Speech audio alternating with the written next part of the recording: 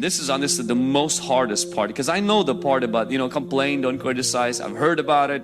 We tried to practice it first year, which was very difficult to do. And one of the reasons why it was difficult to do for me as a guy is because I don't listen to understand.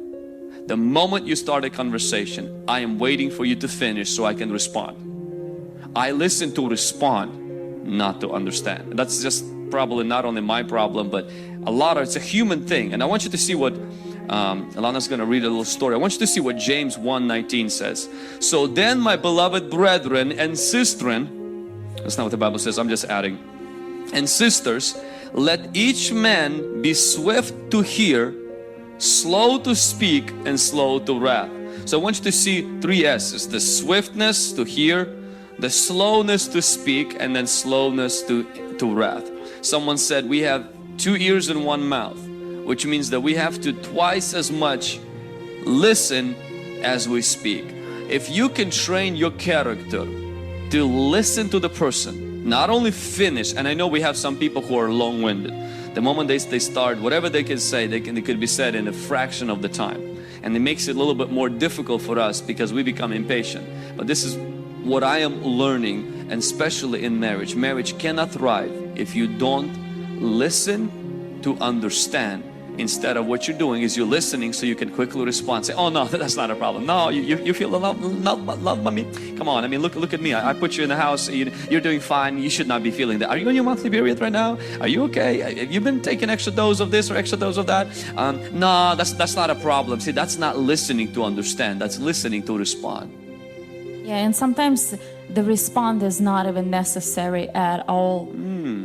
Because many times women just want to be heard, and they don't need, like, right away, let me fix this situation. I remember when you came up one time and there was a boss, your previous boss, because now I'm your boss, so, the previous boss, at the post office that was causing you a lot of pain, and you came in crying one time. And so I asked for his name, and so I can, go to work and, act unchristian, or maybe call a few of my guys who are still not fully sanctified and stuff. And so I'm like, I'm going to go take care of the problem. And I remember my wife looked at me and she says, I'm not telling you this so you can go beat him up. I'm not even telling you this so you can go to my work. I'm telling you, can you just listen? And I was like, well, what do you mean listen? I mean, he's going to do the same thing tomorrow. He's doing all of these things. And, fortunately, things happen and he no longer worked there after a while. But at the same time, that was a big learning, because I'm over there outraged. I'm thinking about what I'm going to do. I'm thinking about how I'm going to find his address, what I'm going to do at this house, how I'm going to come at this front door. The first she's speaking, and I'm already contemplating, which tools I'm going to take with me, to his house and all of those things. And she's like, stop. I'm not telling you this so you go fix it. I'm telling you this so you can understand me and make me feel better, which for us as guys who fix things, that's very difficult to do. So these guys are building an ice house in Canada. One guy lost his watch, and a boy came in, so they looked for that watch, couldn't find it. And the boy came in, he's like, can I go into that big ice house and look for the watch? The problem is there's no electricity there. So they laughed at him. They're like, well, you're not gonna find it because we were looking and we didn't find it. And look what the boy does. So within 30 seconds, the boy came out holding his watch in his hand. The corporate nurse couldn't believe it. How did you find it? They asked him. And this is what the boy said. It was simple. I just stood in the middle of the room, stood still and listened for ticking. And so he found the watch.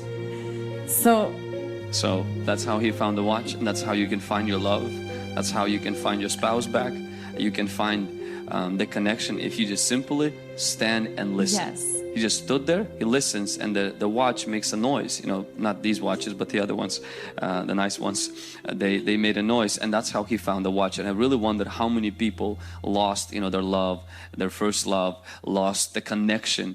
And if they could only get in the middle of the relationship and honestly just listen, and they'll hear things, they'll change.